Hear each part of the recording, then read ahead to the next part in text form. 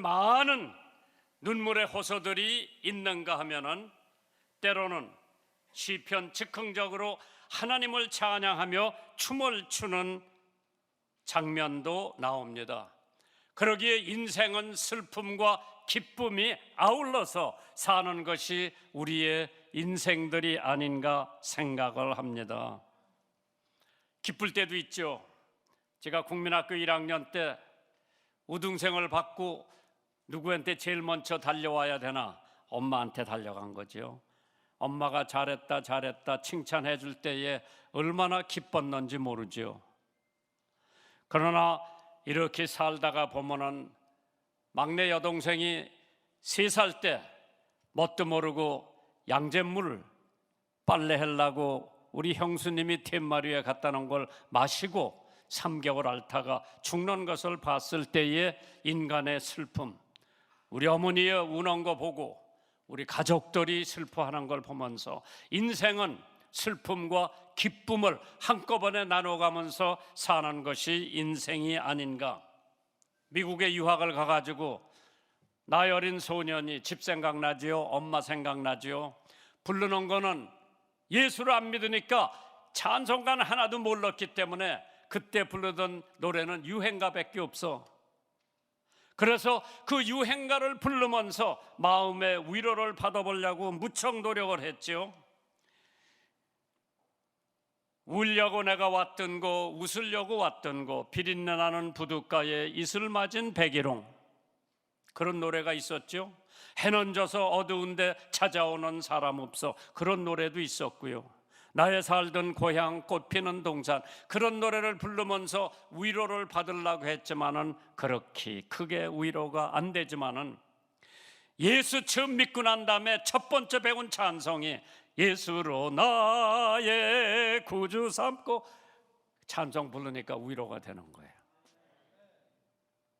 인생은 슬픔과 기쁨을 겸해서 사는 것이 인생이다.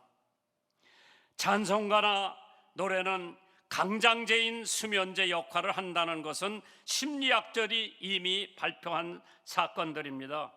미국에서 수면제로 처방받는 건수가 한 해에 5,600만 명이 넘는다고 그러죠. 잠이 안 오거들란 성경 보세요. 그럼 잠이 와요. 잠이 안 오거들란 찬송가 부르세요. 잠이 와요.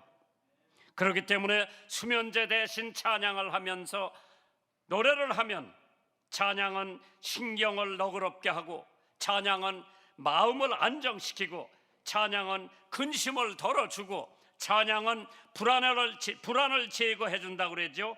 다윗의 나라의 정사에 대한 근심을 이 방법으로 다윗 왕은 이겨냈다고 합니다. 시편 42편 8절에 낮에는 여호와께서 그 인자함을 베푸시고 밤에는 그 찬송이 내게 있어 생명의 하나님께 기도를 했다고 그러죠.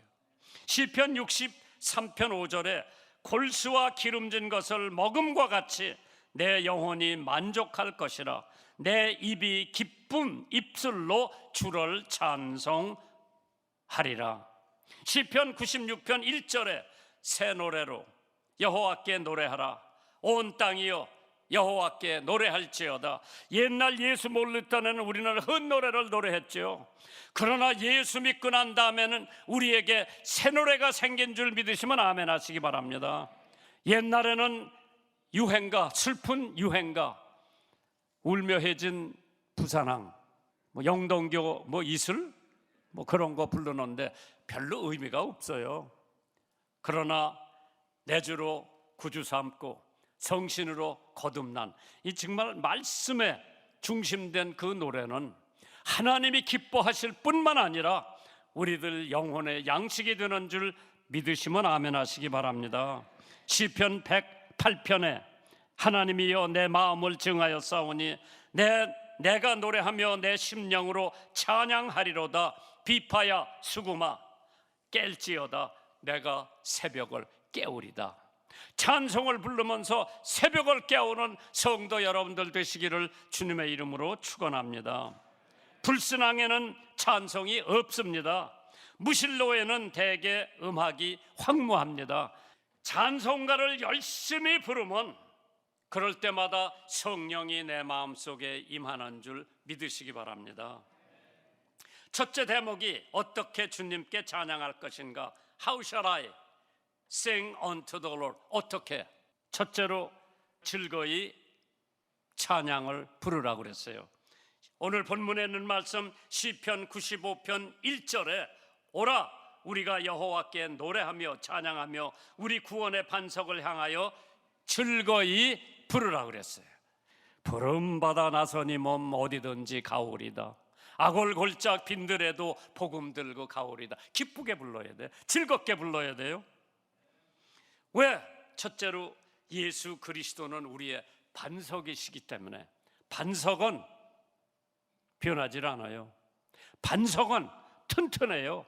반석은 비가 와도 눈이 와도 바람이 불어도 세월이 지나가도 반석은 변하지 않지요.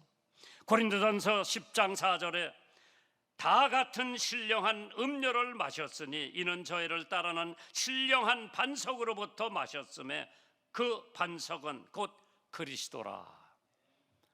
우리의 믿음은 반석에 근거를 둔 믿음이에요. 우리의 구원은 하루에 있다가 없어지는 것이 아닙니다. 우리의 구원은 하루살이 구원이 아닌 것을 믿으시기 바랍니다. 우리의 구원은 반석처럼 연구한 거예요. 우리는 날마다 구원받는 것이 아니라 구원을 한 번 받는 거예요. 한 번 구원받은 것은 반석이신 예수 그리스도의 근거를 두었기 때문에 우리는 흔들리질 않아요. 구원을 매일 받는 것이 아니고 매일 헌신과 죄사함과 깨끗함은 반복되어도 하나님의 생명록에 기록된 우리의 구원은 변하지 않습니다. 왜? 반석이신 그리스도 예수의 기초를 뒀기 때문에 17살 때 받은 나의 구원은 지금도 유효해요.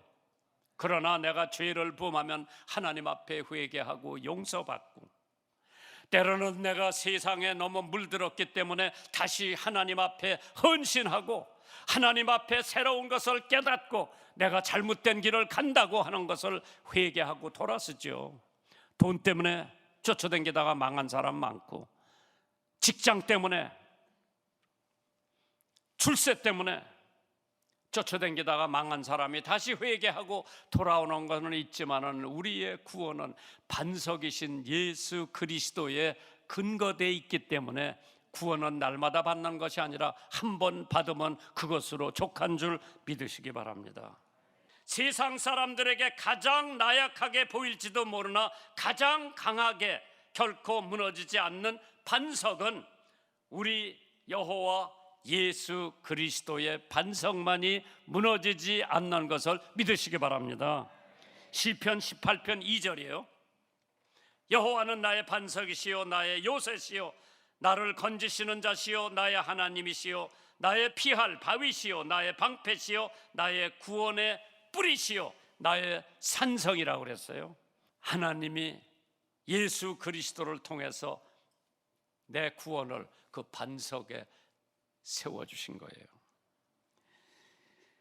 왜 여호와께 찬송을 해야 되느냐? 여호와께서 찬송을 받으시기에 합당하시고 여호와께서는 찬송 받으시는 것을 너무나 좋아하세요. 요한계시록 4장 11절에 우리 주 하나님이여 영광과 존귀와 능력을 받으시는 것이 합당하다고 그랬죠. 창조주시기 때문에, 구속주시기 때문에, 좋은 것으로 우리를 채워주시는 여호와 하나님이시기 때문에 그분은 우리들이 돈을 드리는 것보다, 선물을 드리는 것보다 하나님이 가장 기뻐 받으시는 것은 여러분이 드리는 찬양이에요. 누가 여러분의 죄를 대신 지어주시고 지옥에 가셨겠나? 누가 여러분의 갈증을 면케해 주셨습니까? 누가 여러분을 100세 살게 하셨습니까? 1952년 한참 6.25 동란이 났을 때에 미국 감리교에서 파견한 워너 감독이 한국을 방문했습니다. 그 당시 전쟁은 계속되고 전국으로부터 몰려온 피난민들은 한국 남단 부산에 집결되어 있었습니다. 한국 기독교인들은 얼마나 어려운 생활을 했는지 그것을 시찰하기 위해 온 원아 감독님은 어떤 날 부산 거리를 걸어가고 있었을 때 어디선가 찬송 소리가 들리더라고.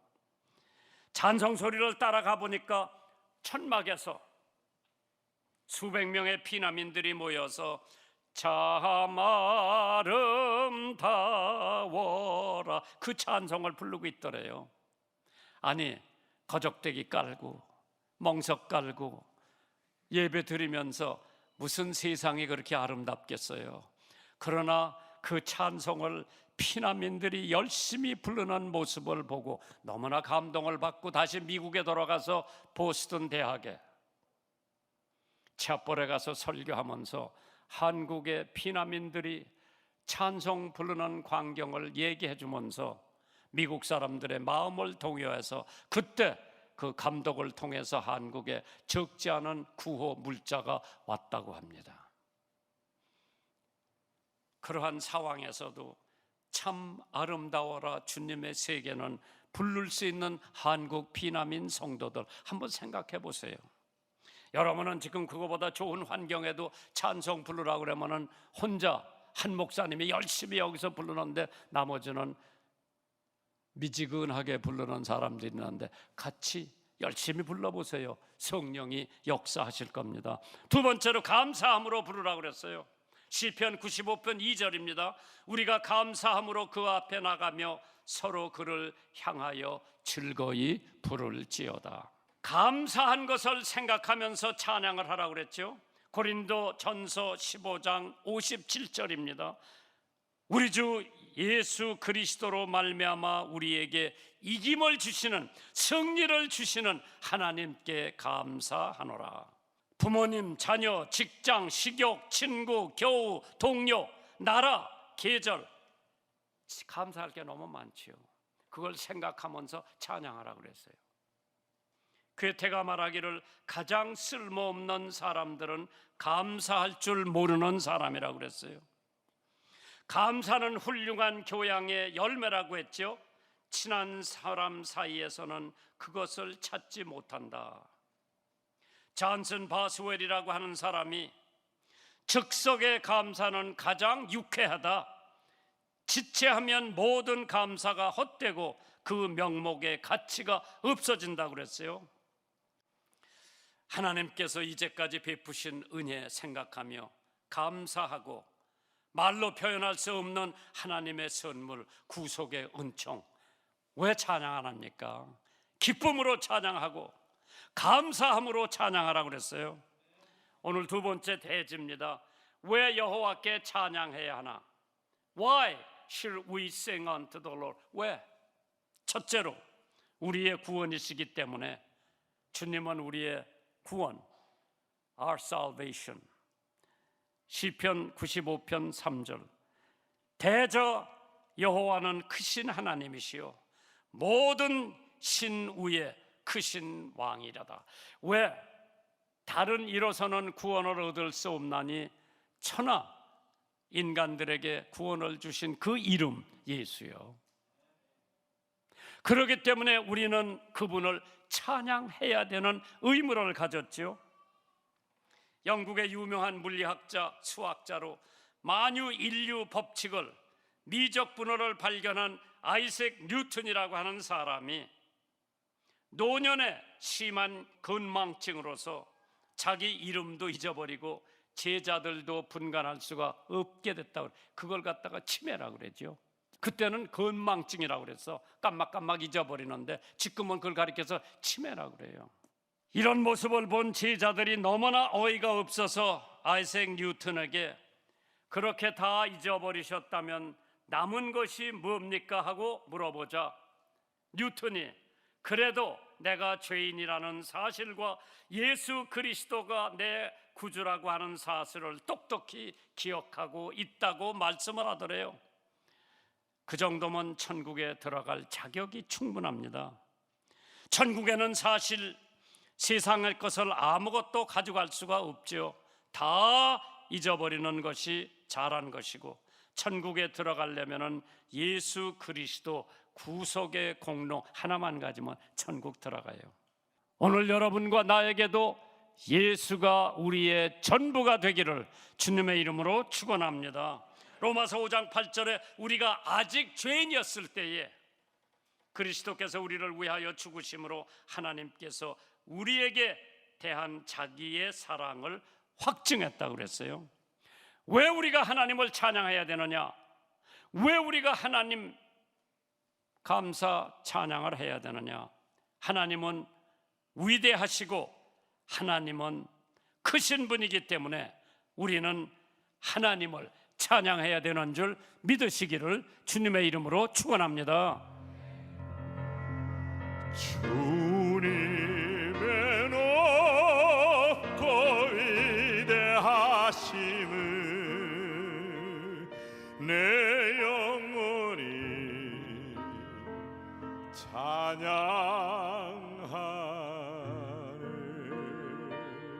주님의 높고 위대하심을 내 영혼이 찬양하네.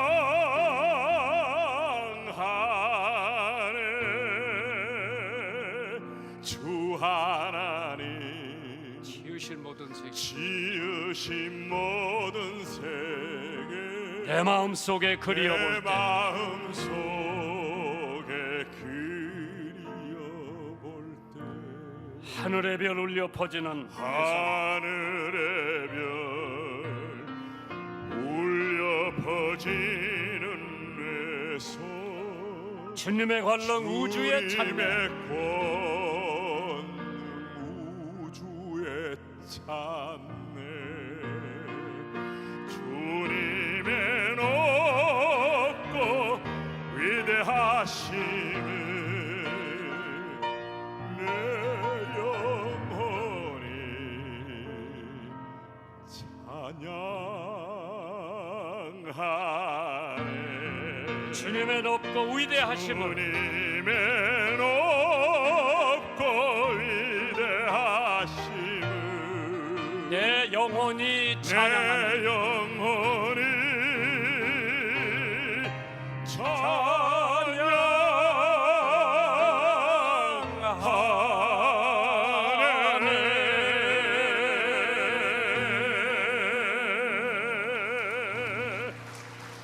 왜 주님을 찬양 안 하십니까? 주님은 창조자이시기 때문에 우리는 찬양을 해야 됩니다. 시편 95편 5절에 바다가 그의 것이라 그가 만드셨고 육지도 그의 손이 지으셨도다. 창조자이시기 때문에 우리는 하나님을 찬양해야 되죠. 요한복음 1장 3절에 만물이 그로 말미암아 지은 바 되었으니 지은 것이 하나도 그가 없이는 된 것이 없느니라. 거룩하시기 때문에 우리가 하나님을 찬양해야 됩니다. 은혜로우시기 때문에 우리가 하나님을 찬양해야 됩니다. 95편 7절에 대저 저는 우리 하나님이시요 우리는 그의 기르시는 백성이며 그 손의 양이라 너희가 오늘날 그 음성을 듣기를 원하노라. 우리는 하나님의 백성입니다. 우리는 하나님이 기르는 양입니다. 그렇기 때문에 우리는 하나님을 찬양하는 것이 우리의 의무요 우리의 책임입니다. 얼마 전에 미국의 유명한 목사님 R.A. 톨이라고 하는 목사님이 계세요. 그가 LA에서 설교를 하면서 어떤 청년이 미시간 호에서 조난을 당한 사람들 중에 17명을 한 사람씩 꺼내서 살려준 예화를 듣고 있었을 때에 청년 하나가 손을 번쩍 들더니 목사님, 바로 제가 그 청년입니다. 깜짝 놀란 토리 목사님이 청년 강당에 올라오라고 그랬어. 그때 얘기 좀 해보라고. 그 청년이 올라와서 뭐라고 얘기하는 거 하니, 제가 대가를 바라는 건 아닙니다. 인사받기를 위해서 한 일도 아닙니다. 한 가지 이상한 것은 그때 17명의 생명을 구해 주었었어도 그들 가운데 찾아와서 감사하다고 말한 사람은 한 명도 없었대요. 예수님이 나병 환자, 문둥병자 10사람을 고쳐줬는데 한 사람만이 와서 예수님에게 살해했다고 그랬어요. 예수님이 뭐라고 그러셨어? 그 9명은 어디 있느냐? 그 9명 중에 한 사람이 여기 있어. 하나님 앞에 그렇게 은혜를 받고도 감사할 줄 모르고 하나님 앞에 그렇게 구속의 은총을 받아도 감사할 줄 모르는 9사람 중에 한 사람. 마지막 대지가 있다면은 강팍한 마음에는 찬양이 없다고 그랬어요. There's no praise with a stone heart. 시편 95편 8절입니다. 이르시기를 너희는 무리바에서와 같이 또 광야 마사의 날과 같이 너의 마음을 강팍하게 말지어다. 인간의 중요한 것은 마음입니다. 마태복음 5장 8절에 마음이 청결한 자는 복이 있나니 저 하나님을 본다고 그랬어요. 누가복음 6장 45절에 선한 사람은 마음에 쌓인 선에서 선을 내고 악한 자는 그 쌓은 악에서 악을 내나니 이는 마음에 가득한 것을 입으로 말한다고 그랬어요. 모든 것은 마음이 결정한다고 그랬죠. 사랑도 마음이 결정하고 경건도 마음이 결정하고 기도도 마음이 결정하고 봉사도 마음이 결정하고 헌금도 마음이 결정하고 예수 믿는 것도 마음이 결정해요. 존 밀턴 시에서 마음은 지옥을 천당으로 또 천당을 지옥으로 만들 수 있는 게 마음이라고 그랬죠. 나폴레옹이 자기는 평생 엿새 동안만 행복했다고 그래요.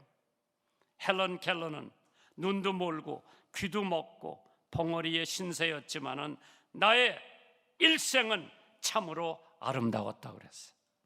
귀도 먹고 장님이고 말도 못하는 헬런 켈러는 일생 자기는 행복했다고 그러는데 불란서를 외치고 구라파를 외치던 나폴레옹은 평생 엿새만 행복했다고 그러죠.